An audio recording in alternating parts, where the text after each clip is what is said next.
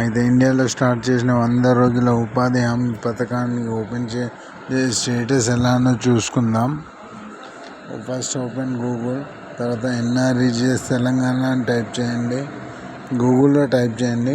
మీ Telangana Andhra Pradesh Andhra Pradesh type చేసిన వచ్చిన వెబ్సైట్ని ఫస్ట్ టైప్ చేయండి. తర్వాత ఇక్కడ మొత్తం ఇలా చూస్తుంది. నేను తెలంగాణ టైప్ చేశాను కాబట్టి తెలంగాణలో నా డిస్ట్రిక్ట్ వచ్చేసి మెదక్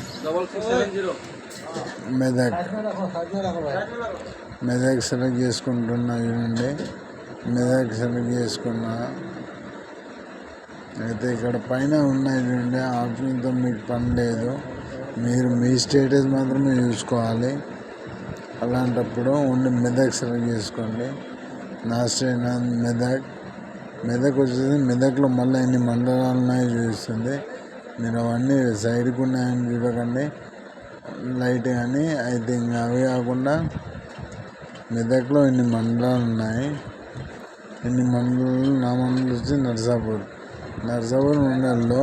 ఇప్పుడు మళ్ళీ ఇక్కడ చూడండి, నర్సాపూర్ మండలంలో వచ్చేసి ఎన్ని గ్రామ పంచాయతీలు ఉన్నాయి అనేది చూస్తుంది. చూడండి, అన్ని గ్రామ పంచాయతీలు A నుంచి Z వరకు ఉంటాయి. అందులో మా ఊరు మూసాపేట్ అని ఉంటుంది.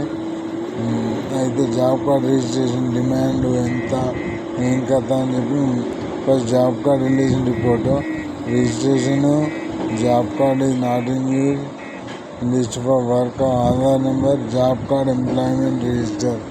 అయితే ఆప్షన్ నెంబర్ 4, ఫస్ట్ దాంట్లో ఆప్షన్ నెంబర్ 4 సెలెక్ట్ చేసుకోండి.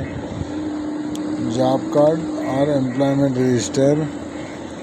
దాంట్లో మీ ఊళ్ళో ఉన్న జాబ్ కార్డులు అన్నీ వస్తాయి.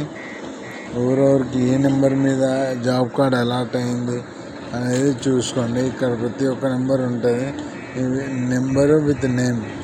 నా జాబ్ కార్డ్ నెంబర్ వచ్చేసి ఫస్ట్ టాప్లో ఉంది. నా నెంబరు